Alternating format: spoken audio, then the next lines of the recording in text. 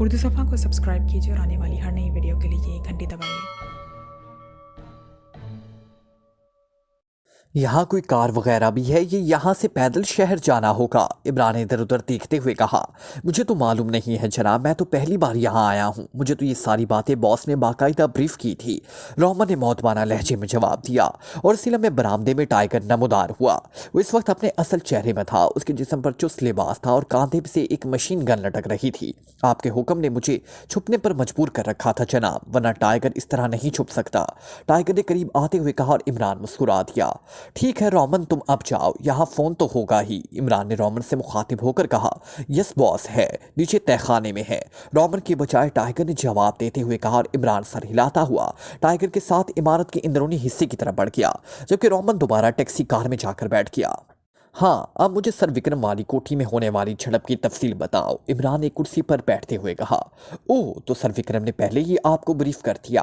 मैं सर विक्रम से मिला तो वो खुद मुझे एलिसन कॉलोनी की एक छोटी सी कोठी में छोड़ गए। कोठी में मेरे अलावा और कोई आदमी ना था और सर विक्रम ने बताया था कि ये एक खुफिया अड्डा है। चनाचा मैं मुतमईन हो गया, लेकिन फिर मैं गुस्ल करके बाथरूम से बाहर आया तो दो एक्रीमियन बाथरूम के दरवाजे की साइडों में मौजूद थे।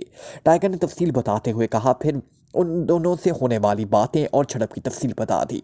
तो ये फ्लिप अपने आप को जीरो एजेंट बता रहा है। बहुत खूब, वाकई इस काम करने वालों को जीरो ही होना चाहिए, इसलिए वो भाग भी गया। इमरान ने मुस्कुराते हुए कहा और टाइगर भी हंस पड़ा। मेरा ख्याल है बॉस वो ये कंफर्म करना चाहता था, क्या मैंने इस रॉगर से महल वकू मालूम किया है या नहीं। टाइगर ने कहा, हाँ, वो यकीनन इस रॉगर की जगह आया है और मेरा ख्याल है कि अब तो मैं तलाश करने के साथ साथ वो इस लेबॉर्ट्री के इर्द गिर्द के इलाके की हिफाजत भी कर रहा होगा। इमरान ने कहा, तो अब आपका क्या प्रोग्राम है? टाइगर ने पूछा। तुम्हारा फोन मिलने के बाद तो मैं समझा था कि वो एक्रीमियन एजेंट खत्म हो चुका है और इस सागोरी या ब्लैक कैट को भी लेबॉर्ट्री के महल्ले वकू का इल्म नहीं, लेकिन अब रॉगर की जगह फ्लिप ने ले ली है और वो एक बार फिर तुम तक पहुंच गया था। इसलिए अब ये दोनों ग्रुप्स अपने अपने तौर पर तुम्हें निशाना बनाएंगे। फ्लिप इसलिए ताकि अगर तुमने महल्ले वकू मालूम कर लिया है तो तुम्हें खत्म करके ये मालूमात आगे जाने से रोक दी जाए, और सागोरी शायद तुमसे ये महल्ले वकू मालूम करना चाहती है। क्यों मालूम करना चाहती है इसका अंदाज़ा भी नहीं लगाया जा सकता, क्योंकि इतनी बड़ी लेबॉर्ट्री अटान के आला हुक्काम के इल्म में आए बगैर नहीं बनाई जा सकती, और सागोरी को बहरहाल अटान हुकूमत के मुफादात अजीज होंगे। हमें अब इस लेबॉर्ट्री को तबाह करना होगा क्योंकि ये पाकिस्तान के मुफादात के खिलाफ है। लेकिन बॉस, क्या हुकूमत अटान इस लेबॉर्ट्री को तबाह करने पर रजामंद हो जाएगी? टाइगर ने हैरत भरे लहजे में कहा। दो ही सूरतें हो सकती हैं, या वो इस फ्लिप के साथ मिलकर लेबॉर्ट्री की हिफाजत करेगी या फिर हमारे साथ मिलकर उसे तबाह करेगी। इसलिए इस बात की वजाहत पहले ज़रूरी है। ज़रा फ़ोन उठा लाओ, मैं इससे बात कर ही लूँ, इमरान ने कहा, और टाइगर सर हिलाता हुआ उठा और एक तरफ पड़ा हुआ फ़ोन उठाकर उसने इमरान के साथ छोटी तबाही पर रख दिया। इमरान ने फ़ोन का रिसीवर उठाया और फिर तेजी से नंबर डायल करने शुरू कर दिए। क्या आपको सागोरी के नंबर मालूम है? टाइगर ने हैरान होकर पूछा। आने से पहले मैंने एक्स2 से पूछ लिए थे, इमरान ने जवाब दिया, और टाइगर ने सर हिला दिया। फोन की घंटी बजते ही दूसरी तरफ से फोन उठा लिया गया। Yes, black cat chief of secret service अटान अटेंडिंग। सागोरी के लहजे में हल्की सी हैरत का अंसर भी मौजूद था। मैडम, मैं पाकिस्तान सीक्रेट सर्विस का डिप्टी चीफ असलम हो रहा हूँ। हमें इतलात मिली है कि आटान में एक्रीमिया की खुफिया लेबॉर्ट्री मौजूद है जिसका इल्म हुकूमत आटान को भी नहीं है। सीक्रेट सर्विस के लिए काम करने वाले एक फ्रीलांसर एजेंट अली इमरान को ये इतला मिली तो उसने अपना एक आदमी वहाँ भेजा था। अब इस अली इमरान ने इतला दी है कि इस लेबॉर्ट्री वाकई वहाँ मौजूद है। मैं सरकारी तौर पर आपसे ये पूछना चाहता हूं कि हुकूमत आटान का इस लेबॉर्ट्री के बारे में क्या मौक़िफ़ है। अगर आपको मालूम ना हो तो फिर सरकारी तौर पर वज़ीर आज़म अटान से बात की जाए, इमरान ने उसी तरह संजीदा लहजे में कहा। हुकूमत आटान को भी इसका इल्म है और मुझे भी, और तुम्हारे इस एजेंट को भी। मैंने सिर्फ इसलिए अब तक हलाक नहीं किया कि मुझे इतला मिल गई थी कि इसका ताल्लुक पाकिस्तान सीक्रेट सर्विस से है, वरना मैं उसे आटान में दाखिल होते ही गोली से उड़ा देती। वैसे आप लोगों ने अपने आप को शायद अटान का हाकिम समझ लिया है कि हमसे पूछे बगैर आप हमारे मुल्क में काम करते फिर रहे हैं, सागोरी ने इंतहाई सख्त लहजे में कहा, और इमरान मुस्कुरा दिया। मैडम, इस अली इमरान ने चीफ से बात की थी कि आपको ख़त्म करा दिया जाए, क्योंकि अली इमरान के आदमी ने उससे कॉल करके बताया था کہ آپ نے اس کے آدمی پر تشدد کر کے اسے لیبارٹری کا محل وقوع معلوم کرنے کی کوشش کی، لیکن اس آدمی نے آپ کو اور آپ کے ساتھی کو بے ہوش کر کے آپ کے ہی فون پر عمران سے بات کی کہ آپ کا اس کے متعلق آئندہ اقدام کیا ہونا چاہیے۔ اس پر اس عمران نے چیف سے بات کی تو چیف نے اسے منع کر دیا کہ آپ ہمارے دوست ملک کی سیکرٹ سروس کی چیف ہیں، اس لیے آپ کو کچھ نہ کہا جائے بلکہ آپ سے تعاون کیا جائے۔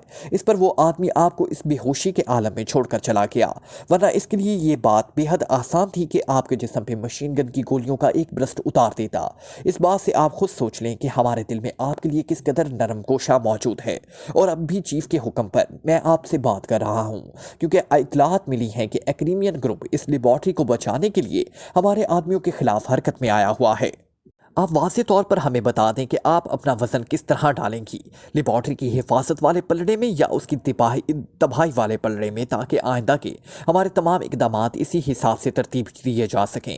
ویسے یہ بتا دوں کہ اس لیبارٹری میں انتہائی مہلک ترین ہتھیار تیار کیا جا رہا ہے، اور یہ ہتھیار اسرائیل ایکریمیا کے ساتھ تیار کرا رہا ہے۔ اگر یہ ہتھیار تیار ہو گیا تو اس کی رینج میں آٹان بھی آ سکتا ہے۔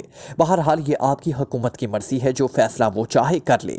میں 10 منٹ بعد پھر فون کروں گا، آپ اپنی حکومت سے اس سلسلے میں واضح فیصلہ لے لیں، عمران نے قدرے سخت لہجے میں کہا، اور پھر ہاتھ بڑھا کر ریسیور رکھ دیا۔ آپ نے اس بیچاری کی ساری اکڑ فون نکال دی، آخر وہ سیکرٹ سروس کی چیف ہے، ٹائیگر نے ہنستے ہوئے کہا۔ وہ مجھ پر چاہے جتنا روپ جما لیتی، لیکن وہ تو پاکستان سیکرٹ سروس پر ہی روپ ڈالنے لگ گئی تھی، اور کم از کم یہ بات ناقابل برداشت ہے، عمران نے انتہائی سنجیدہ لہجے میں کہا، اور ٹائیگر کے ہونٹ بھیج گئے۔ اسے احساس ہو گیا کہ عمران ملک اور اس کے اداروں کی عزت کے بارے میں کس قدر حساس ہے کہ اس کے بارے میں مذاق بھی برداشت نہیں کر سکتا، اس لیے وہ ہونٹ بھیج کر خاموش ہو گیا۔ عمران کے چہرے پر بھی تکبر کے تاثرات ویسے ہی موجود تھے۔ پھر 10 منٹ بعد اس نے دوبارہ ریسیور اٹھایا اور نمبر ڈائل کرنے شروع کر دیے۔ یس بلیک کیٹ اٹینڈنگ۔ ساگوری کا لہجہ بھی خاصا سخت تھا۔ کیا فیصلہ کیا ہے آپ نے اور آپ کی حکومت نے؟ عمران نے سخت لہجے میں کہا۔ فیصلہ آپ کے خلاف ہے اور میری مرضی سے ہوا ہے۔ حکومت کو اس لیبارٹری سے کوئی دلچسپی نہیں، وہ تباہ ہوتی ہے یا محفوظ رہتی ہے، اسے آٹان کو کوئی فرق نہیں پڑتا، لیکن حکومت آٹان کسی بھی ملک یا اس کے ادارے کو اس طرح زبردستی اپنے ملک میں کسی قسم کی تخریبی کارروائی کی اجازت نہیں دے سکتی۔ اس لیے آپ لوگ اس کام سے باز آ جائیں، یہ ہمارا کام ہے اور ہم خود ایکریمیوں سے نپٹ لیں گے۔ اور یہ بھی سن لیں کہ اگر آپ لوگوں نے اپنا کوئی آدمی یا ممبر یہاں بھیجا تو اس کی ہلاکت کی ذمہ داری آپ پر ہوگی، اسے کسی بھی ہچکچاہٹ کے بغیر گولیوں سے اڑا دیا جائے گا۔ ساگوری نے انتہائی غصیلے لہجے میں کہا۔ اوکے، اگر حکومت آٹان لیبارٹری کے ساتھ ساتھ اپنی سیکرٹ سروس کا بھی خاتمہ چاہتی ہے تو ظاہر ہے یہ اس کا اپنا فیصلہ ہے۔ گڈ بائے، عمران نے سرد لہجے میں کہا اور ریسیور رکھ دیا۔ چلو یہ قصہ تو ختم ہوا، ایسے یہ فیصلہ اس احمق عورت کا اپنا ہے۔ بہرحال اب ہم نے اس لیبارٹری کو تو اکیلے تباہ کرنا ہے، یہاں میک اپ باکس اور لباس وغیرہ ہے، عمران نے کرسی سے اٹھتے ہوئے کہا۔ یس باس موجود ہے، ٹائیگر نے جواب دیا۔ چلو پھر میک اپ وغیرہ کر لیں، اب مجھے ضروری سامان کا بھی خود بندوبست کرنا ہوگا اور یہ جگہ بھی فوری طور پر چھوڑنی ہوگی، عمران نے کہا اور باتھ روم کے دروازے کی طرف بڑھ گیا۔ ٹیلی فون کی گھنٹی بجتے ہی کرسی پر بیٹھے ہوئے فلپ نے ریسیور اٹھا لیا۔ یس فلپ سپیکنگ۔ فلپ کے لہجے میں سختی تھی۔ باس، ہم نے اس پاکستانی کا کھوج نکال لیا ہے، اس کے ساتھ ساتھ ایک اور اہم بات کا بھی پتہ چلا ہے کہ ایک اور پاکستانی ایکریمین میکم میں ہوائی اڈے سے وہاں پہنچا ہے اور اسے عمران کا نام لے کر بھی پکارا گیا ہے۔ دوسری طرف سے ایک پرجوش مردانہ آواز سنائی تھی۔ اوہ ویری گڈ رام، پوری تفصیل بتاؤ۔ فلپ کی آنکھوں میں یہ رپورٹ سن کر تیز چمک ابھر آئی، کیونکہ جب سے وہ اس پاکستانی کی گرفت سے فرار ہو کر واپس آیا تھا، پہلی کام کی اطلاع اسے یہ ملی تھی، ورنہ اب تک اسے مسلسل ناکامی کی ہی رپورٹیں مل رہی تھی۔ حالانکہ اس نے فوری طور پر اس کوٹھی پر بھی ریڈ کر دیا، لیکن وہ کوٹھی خالی تھی، وہاں ایلبرٹ کی لاش بھی موجود تھی۔ وہ پاکستانی جا چکا تھا۔ اس کے بعد اس پاکستانی کی تلاش شروع کر دی گئی، سر وکرم کی بھی نگرانی کی گئی، لیکن کچھ پتہ نہ چل سکا۔ اور اب پہلی بار یہ اطلاع ملی تھی کہ نہ صرف اس پاکستانی کا کھوج نکال لیا گیا ہے، بلکہ وہ عمران بھی یہاں آن پہنچا ہے۔ باس، ہمارے آدمیوں کو جو ایئرپورٹ کے علاقے میں موجود تھے ایک ٹیکسی ڈرائیور پر شک پڑا۔ ہمارا ایک آدمی اسے جانتا تھا، وہ سر وکرم کا خاص ڈرائیور رومن تھا۔ ٹیکسی نہ چلاتا تھا، لیکن ایئرپورٹ پر وہ ٹیکسی ڈرائیور کے روپ میں موجود تھا۔ اس کی نگرانی کی گئی تو ایئرپورٹ پر ایک ایکریمین مسافر سے باتیں کرتے ہوئے دیکھا گیا، جو اس وقت ایک فلائٹ سے یہاں پہنچا تھا۔ اس رومن نے اس ایکریمین مسافر کو اپنی ٹیکسی میں بٹھایا اور شہر کی طرف چل پڑا۔ ہمارے آدمیوں نے احتیاط کے نقطۂ نظر سے براہ راست تعاقب کرنے کی بجائے یہ سوچا کہ یہ مسافر اگر مشکوک بھی ہے ہے تو لازماً امن رومن سے روز کلب لے جائے گا۔ چنانچہ انہوں نے روز کلب کے گرد موجود اپنے ساتھیوں کو الرٹ کر دیا، مگر بعد ازاں معلوم ہوا کہ رامن اور وہ ایکریمین مسافر وہاں نہیں پہنچے۔ تو اس رومن کو تلاش کیا گیا تو اس کی ٹیکسی سانگ روڈ پر واپس شہر کی طرف آتی ہوئی ملی۔ ٹیکسی خالی تھی۔ اس پر رومن کو اغوا کر کے جنگل میں لے جایا گیا۔ اس پر تشدد ہوا تو اس نے ساری تفصیل بتا دی کہ اسے سر وکرم نے خاص طور پر ایک مسافر لارنس نامی کو لینے کے لیے بھیجا تھا۔ اس لارنس کو سانگ روڈ پر گھنے جنگل کے اندر ایک اڈے پر پہنچانا تھا جہاں پہلے سے ایک پاکیزائی موجود تھا۔ اب اس رومن کا کیا کیا؟ فلپ نے جواب دیا، بے پناہ تشدد کی وجہ سے وہ مر چکا ہے باس۔ روم نے جواب دیا، ٹھیک ہے تم اب کہاں سے بول رہے ہو؟ فلپ نے پوچھا، میں شہر کے ایک پبلک فون بوس سے جو سنگھ روڈ کے اختتام میں ہے وہاں سے بول رہا ہوں۔ روم نے جواب دیا، تمہارے ساتھ کتنے آدمی ہیں؟ فلپ نے پوچھا، 4 آدمی ہیں جناب۔ روم نے جواب دیا، اوکے تم وہیں رکو، میں خصوصی گروپ کے ساتھ آ رہا ہوں۔ کوئی نشانی بتاؤ کہ ہم وہاں پہنچ کر تمہیں ساتھ لے لیں۔ فلپ نے پوچھا، باس مڈ وے ہاؤس کا قومی کلب کے سامنے ہم موجود ہوں گے، ہمارے پاس 2 کاریں ہیں۔ رومپ نے جواب دیا، ٹھیک ہے تم ایک کار میں 2 آدمیوں کو وہاں اس اڈے کے قریب بھجوا دو تاکہ وہ وہاں نگرانی کرتے رہیں، ایسا نہ ہو کہ ہمارے پہنچنے سے پہلے ہی وہ نکل جائیں۔ فلپ نے کہا، یس باس۔ رومپ نے جواب دیا اور فلپ نے رسیور رکھا اور پھر انٹرکام کا رسیور اٹھا کر اس نے 1 نمبر پریس کر دیا۔ یس، جیکب اسپیکنگ۔ دوسری طرف سے ایک مردانہ آواز سنائی دی۔ جیکب فلپ کا اسسٹنٹ تھا اور ایکریمیات جیکب کو ہی ساتھ لے آیا تھا اور یہاں اس نے اسے ایکشن گروپ کا انچارج بنا دیا تھا۔ جیکب تم فوراً 2 آدمیوں سمیت ایک ریڈ کے لیے تیار ہو کر پورچ میں پہنچ جاؤ اور سنو راکٹ گنے بھی ساتھ لے لینا، میں وہاں آ رہا ہوں، کار طاقتور انجن والے لے لینا۔ فلپ نے تیز لہجے میں کہا اور رسیور رکھ کر وہ اٹھا اور تقریباً دوڑتا ہوا سائیڈ میں موجود ایک دروازے کی طرف بڑھ گیا۔ عمران کا نام سن کر وہ انتہائی پرجوش نظر آ رہا تھا۔ دروازہ کراس کر کے وہ ایک چھوٹے سے کمرے میں آیا جو اپنے فرنیچر کے لحاظ سے ریٹائرنگ روم نظر آ رہا تھا۔ ایک طرف دیوار میں لوہے کی ایک بڑی سی الماری نصب تھی۔ فلپ نے الماری کھولی اور اس کے سب سے نچلے حصے میں رکھا ہوا ایک بریف کیس کھینچ کر اس نے ایک سائیڈ کی میز پر موجود میز پر رکھ دیا۔ اس کا ذاتی بریف کیس تھا جو وہ ایکریمیا سے ساتھ لے آیا تھا۔ اس نے بریف کیس کھولا اور اس کے خفیہ خانے سے ایک چھوٹا سا پستول نکال کر پہلے اسے چیک کیا، پھر اس کو اپنی کوٹ کی جیب میں ڈال دیا۔ اس نے دائیں ہاتھ کی کوٹ کی آستین اوپر کر کے کلائی پر بندھی ہوئی گھڑی کے ڈائل کے اوپر سے رکھ کر ذرا سا دبایا تو وہ مشین ڈائل پر اس طرح فٹ ہو گئی جیسے گھڑی کا ایک حصہ ہو۔ اس مخصوص مشین سے نکلنے والی سوئی اس قدر پریشر سے نکلتی تھی کہ کوٹ کا کپڑا بھی اس کی راہ میں رکاوٹ نہ بنتا تھا اور اس کی رینج 10 فٹ تک تھی۔ اس عجیب و غریب مشین سے نکلنے والی سوئی کو دوسرے نشانے پر پھینکنے کی فلپ نے بڑی طویل پریکٹس کی تھی اور اب اس میں اس قدر ماہر ہو چکا تھا کہ کلائی کو مخصوص انداز میں معمولی سی حرکت دینے سے وہ کسی بھی طرف سے سوئی کو نکال کر درست نشانے پر مار سکتا تھا، حتیٰ کہ ہاتھ بندھے ہونے کی صورت میں بھی وہ صرف کلائی کی حرکت سے اپنا کام سر انجام دے سکتا تھا۔ یہ اس کا مخصوص حربہ تھا، وہ آج تک اس حربے کے استعمال میں وہ کبھی ناکام نہ ہوا تھا۔ یہ حربہ ایسا تھا کہ مخالف کو اس کا احساس تک نہ ہوتا تھا، کوئی اگر اسے دیکھ بھی لیتا اسے وہ عام سی گھڑی سمجھنے پر مجبور ہو جاتا تھا۔ سوئیوں کی نوک پر ایسا زہر تھا جو مخالف کو فوری طور پر بے حس کر دیتا اور اس کا شکار 1 گھنٹے تک اسی طرح بے حس رہنے کے بعد خود بخود موت کے منہ میں پہنچ جاتا تھا۔ اس مشین کا کوڈ نام اس نے پن بسٹر رکھا ہوا تھا۔ آستین دوبارہ برابر کر کے اس نے بریف کیس بند کیا اور اسے دوبارہ الماری میں رکھ کر وہ واپس پلٹا اور پھر اس کمرے سے وہ دفتر میں پہنچا۔ وہ وہاں سے نکل کر ایک راہداری سے گزرتا ہوا پورچ میں پہنچ گیا جہاں سیاہ رنگ کی ایک طاقتور انجن والی کار کے قریب اس کا ساتھی لمبا تڑنگا جیک کے بڑے چکنے انداز میں کھڑا تھا۔ اس کے ساتھ ہی 2 مقامی نوجوان کھڑے ہوئے تھے۔ تیار ہو ریڈ کے لیے؟ فلپ نے جیکب سے مخاطب ہو کر کہا۔ یس باس، مشین گنے اور راکٹ گنے بھی لے لی ہے، جیکب نے پر اعتماد لہجے میں کہا۔ اوکے چلو بیٹھو اسٹیئرنگ پر، فلپ نے سر ہلاتے ہوئے کہا اور سائیڈ سیٹ کا دروازہ کھول کر بیٹھ گیا۔ جیکب اسٹیئرنگ پر بیٹھا جبکہ دونوں مقامی اکبی سیٹ پر بیٹھ گئے اور جیکب نے کار کا رخ پھاٹک کی طرف کر دیا۔ سانگ روڈ پر واقع مڈ وے ہاؤس چلو۔ پھاٹک کے درمیان کار پہنچنے پر فلپ نے کہا اور جیکب نے اسبات میں سر ہلاتے ہوئے کار کا رخ طرف کو موڑ دیا اور چند لمحوں بعد کار انتہائی تیز رفتاری سے سڑک پر دوڑتی ہوئی مڈ وے ہاؤس کی طرف بڑھی جا رہی تھی۔ یہ سر وکرم لازماً پاکیزا کا ایجنٹ ہے اور اس نے اس پاکیزا کو چھپایا ہوا ہے۔ پہلے بھی اس نے مجھ سے غلط بیانی کی لیکن اب اس کی روح سے بھی وہ جگہ اگلوا لوں گی جہاں اس نے اس پاکیزائی کو چھپا رکھا ہے۔ ساگوری نے رسیور کو ریڈر پر پھینکتے ہوئے انتہائی دھیمے لہجے میں کہا، میڈم یہ کال پاکیزا سے نہیں کی جا رہی، یہ تافوق سے ہی کی جا رہی ہے۔ میز کی دوسری طرف بیٹھے ہوئے شان نے کہا۔ ساگوری نے بری طرح چونک پڑی۔ اوہ کیسے؟ تمہیں کیسے یہ خیال آیا؟ ساگوری کے لہجے میں حیرت تھی۔ میڈم اگر یہ کال تافوق سے باہر سے آ رہی ہوتی تو فون باکس کا نیچے والا بلب جل اٹھتا۔ یہ خصوصی ساخت کا فون ہے، اس میں ایسا انتظام کیا گیا ہے۔ جو شان نے کہا تو ساگوری اچھل پڑی۔ ओह, इसका मतलब है कि हमें बेवकूफ़ बनाया जा रहा है और तुम पहले बताते मैं उसे चेक कराती। सागोरी ने दांत पीसते हुए कहा। मैडम, अब भी चेक हो सकता है। हेडक्वार्टर में इसका मुकम्मल इंतजाम मौजूद है कि हर कॉल को ऑटोमेटिक तौर पर ट्रेस करके रिकॉर्ड कर लिया जाता है। आप तो हेडक्वार्टर कमाती हैं, इसलिए आपको इस सारे सेटअप का इल्म नहीं, जबकि मैंने यहाँ जदीद तरीन इंतजाम किए हुए हैं, जो शान ने कहा और उसने हाथ बढ़ाकर रिसीवर उठाया और बॉक्स के नीचे मौजूद एक बटन प्रेस कर दिया। सोमो चीफ फोन ऑपरेटर। रिसीवर से एक आवाज़ उभरी। जो शान बोल रहा हूँ सोमो, अभी जो कॉल मैडम अटेंड कर रही थी ये कहाँ से की जा रही है? क्या फॉरेन कॉल थी या लोकल? जो शान ने तेज लहजे में कहा। बॉस, ये कॉल और उससे पहले आने वाली कॉल दोनों ही लोकल कॉलें थी, सोमो ने जवाब दिया और सागोरी के होंठ सोमो की बात सुनकर और ज्यादा भींच गए। तो फौरन चेक करके बताओ कि कॉल किस नंबर से और कहां से की गई है, फौरन, जो शान ने तेज लहजे में कहा और रिसीवर रख दिया। वेरी गुड जो शान, तुम वाकई ही मेरे सही नायब हो। सागोरी का चेहरा मुसरत से खिल उठा और फिर चंद लम्हों बाद फोन की घंटी बज गई। जो शान ने हाथ बढ़ाकर रिसीवर उठा लिया। यस जो शान अटेंडिंग। जो शान ने सख्त लहजे में कहा। मौसो बोल रहा हूँ बॉस, दोनों कॉलें एक ही नंबर से की गई हैं और ये नंबर सॉन्ग रोड के दरमियान में जंगल की तरफ जाने वाली सड़क पर वाक़या ब्राउन हाउस में मौजूद फ़ोन का है।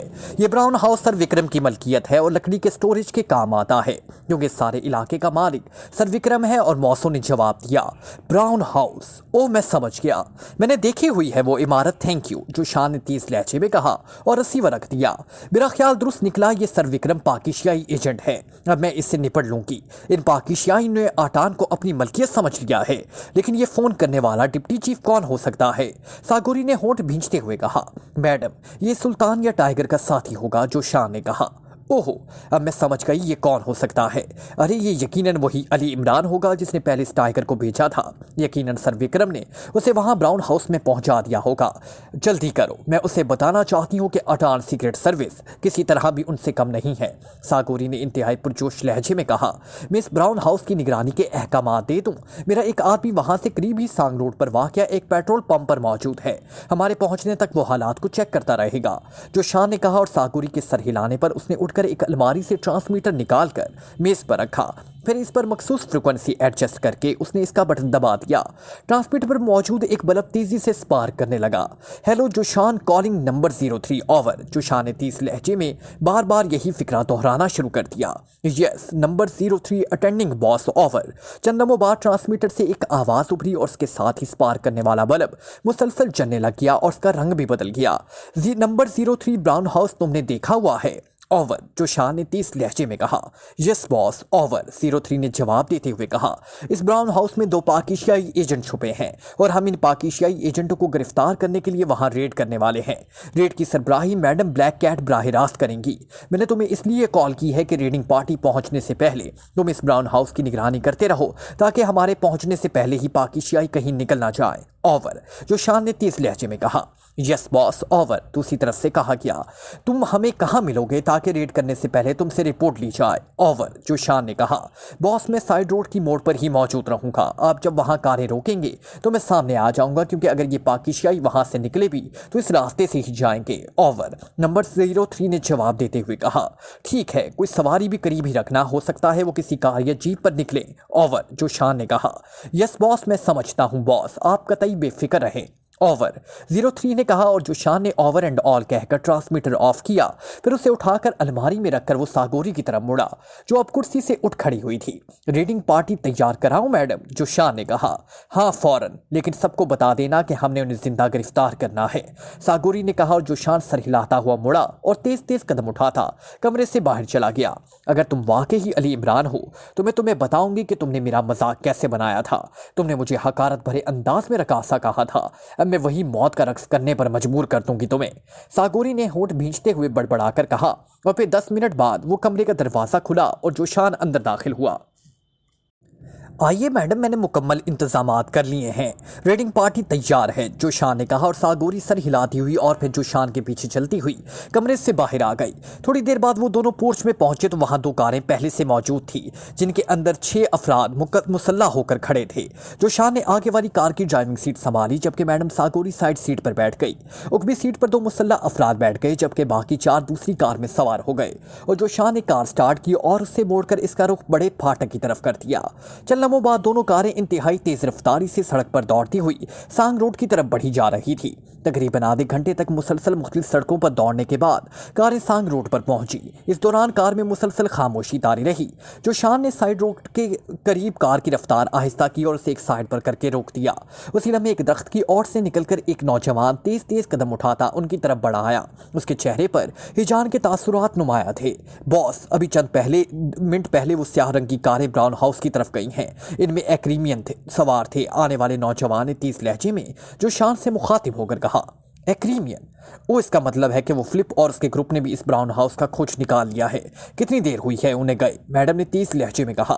मैडम, अभी 2-3 मिनट ही हुए होंगे, 03 ने जवाब दिया। चलो जोशान, इनका भी खात्मा करना है, जल्दी करो, मैडम ने होंठ चबाते हुए कहा। 03, तुम यहीं ठहरो और निगरानी करो, जोशान ने 03 से कहा और कार एक झटके से आगे बढ़ा दी। चंद लम्हों बाद उसकी कार साइड पर मुड़कर इंतहाई रफ्तार से आगे बढ़ी जा रही थी। दूसरी कार उसके उकम में मौजूद थी। मैडम साकोरी के चेहरे पर इंतहाई जोश के आसार नुमाया थे। इमरान अभी बाथरूम में दाखिल हो रहा था कि यकलख तहखाने की छत पर एक खौफनाक धमाके की आवाज़ सुनाई थी और इमरान बाथरूम में दाखिल होते ही वापस पलटा। ये क्या हुआ है? इमरान ने चौंक कर पूछा कि यकलख दूसरा धमाका हुआ जो पहले से कहीं ज़्यादा खौफनाक था और उसके साथ ही जैसे खौफनाक धमाकों का एक ना ख़त्म होने वाला सिलसिला शुरू हो गया। तहखाने की छत बुरी तरह लरज़ रही थी और इमरान ने छलांग लगाई और तहखाने के इस दरवाजे की तरफ बढ़ गया जो बाहर एक छोटी सी राहदारी में खुलता था और वहाँ से ऊपर जाने का रास्ता था। टाइगर ने इसके पीछे छलांग लगाई ही थी कि यकलख्त राहदारी की छत एक खौफनाक धमाके से बैठ गई और हर तरफ गिरदो गुबार की तह फैल गई। टाइगर इस वक्त तहखाने के अंदर दरवाजे के करीब था, इसलिए वो राहदारी गिरने वाली छत की जद में आने से बच गया, जबकि इमरान राहदारी की छत पर नीचे आकर दब गया था। एक लम्हे के लिए तो टाइगर के भी होशो हवास जाते रहे, लेकिन उसी लम्हे खौफनाक फायरिंग की तेज आवाज़ों ने उसके जहन को चौंका दिया। हर तरफ इस कदर गहरा गिरदो गुबार था कि हाथ को हाथ ना सुझाई दे रहा था। फायरिंग की तेज आवाज़ें अब इस तरह सुनाई दे रही थी जैसे दो फौजें आपस में टकरा गई हों। टाइगर इमरान का ख्याल आते ही बिजली किसी तेजी से नीचे झुका। लाशऊरी तौर पर उसने भी कोशिश की थी कि नीचे गिरी हुई छत के मलबे को उठाकर नीचे से इमरान को निकाल ले, लेकिन नीचे झुकते ही उसे पहली बार एहसास हुआ कि राहदारी की छत सिर्फ दूसरी तरफ मौजूद दीवार की तरफ से बैठी है। तहखाने वाले कमरे की तरफ से वो अभी तक सलामत थी। इस तरह दरवाजे से लेकर दूसरी दीवार के हिस्से में एक खला सा बन गया था।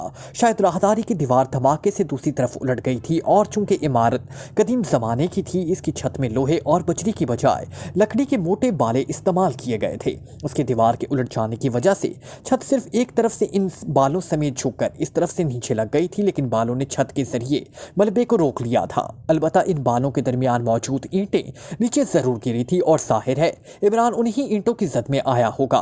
गिरदो गुबार की वजह से ना हर तरफ गहरा अंधेरा सा छा गया था, बल्कि सांस लेने में भी दुश्वारी हो रही थी।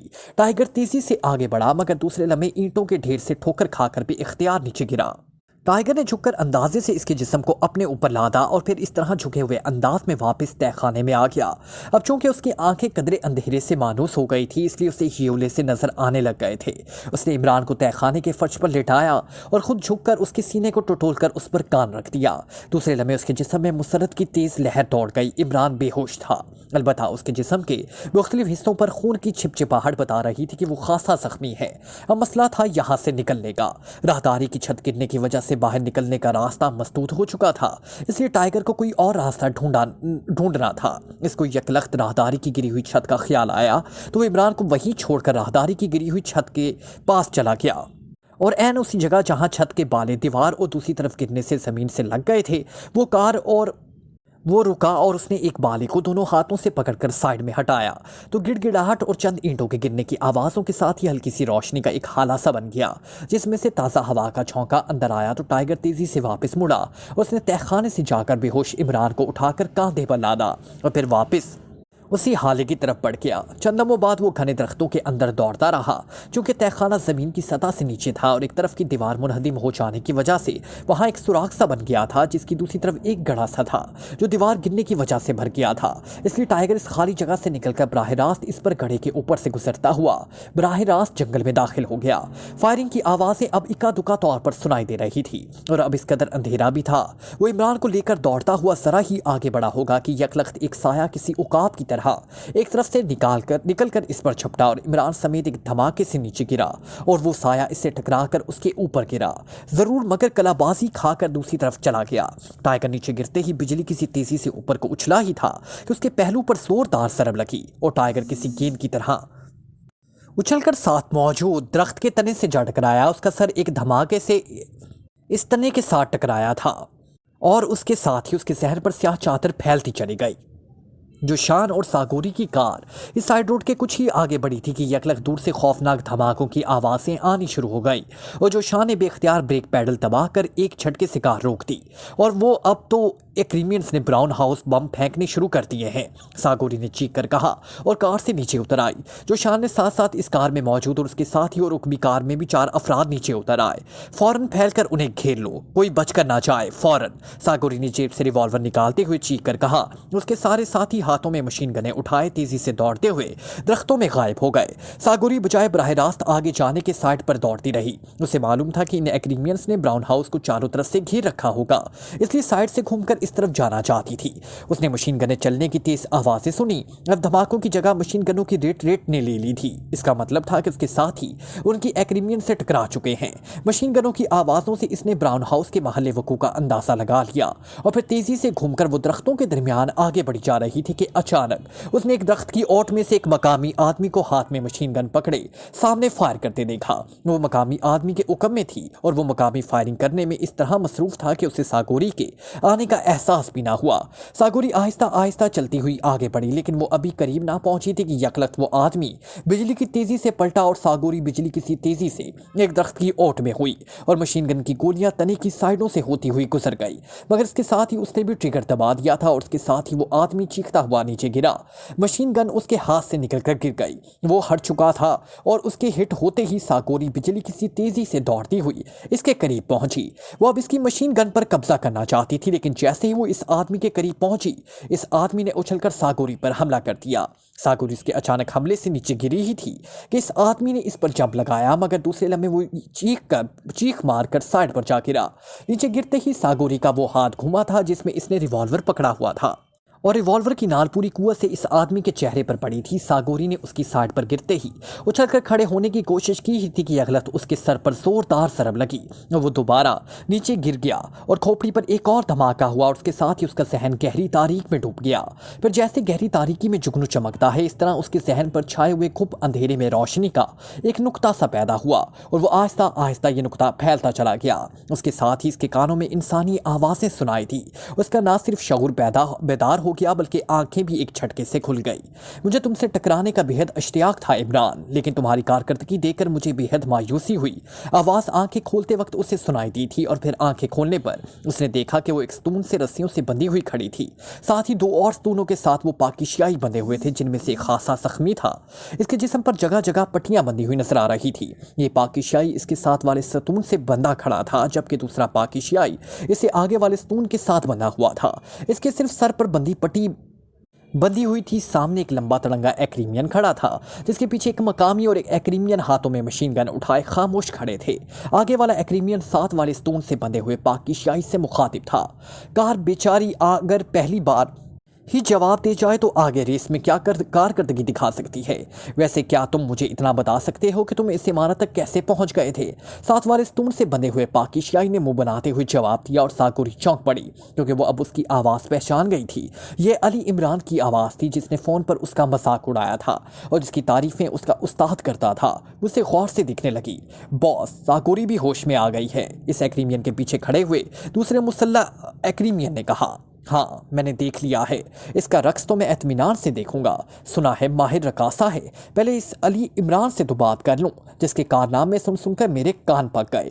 सामने खड़े हुए एक्रीमिया ने बड़े हकारत भरे लहजे में कहा, मैडम सागोरी, आप ख्वाम फ़ोन पर मुझसे नाराज़ हो गई थी, वरना इस फिलिप से ज़्यादा मैं आपके रक्स का मदाह हूँ। इमरान ने सागोरी की तरफ देखते हुए मुस्कुरा कर कहा, मैं तुम दोनों की मौत का रक्स दिखाऊंगी। तुमने मुझे क्या समझ रखा है? सागोरी ने इंतहाई गुस्सेले लहजे में कहा और इस बार फिलिप बड़े तंजिया अंदाज में हंस पड़ा। तुमने ऐन वक्त पर हमारा उकब से हमला करके हमें बेहद नुकसान पहुंचाया है सागोरी। मेरे कई आदमी तुम्हारी वजह से मारे गए हैं।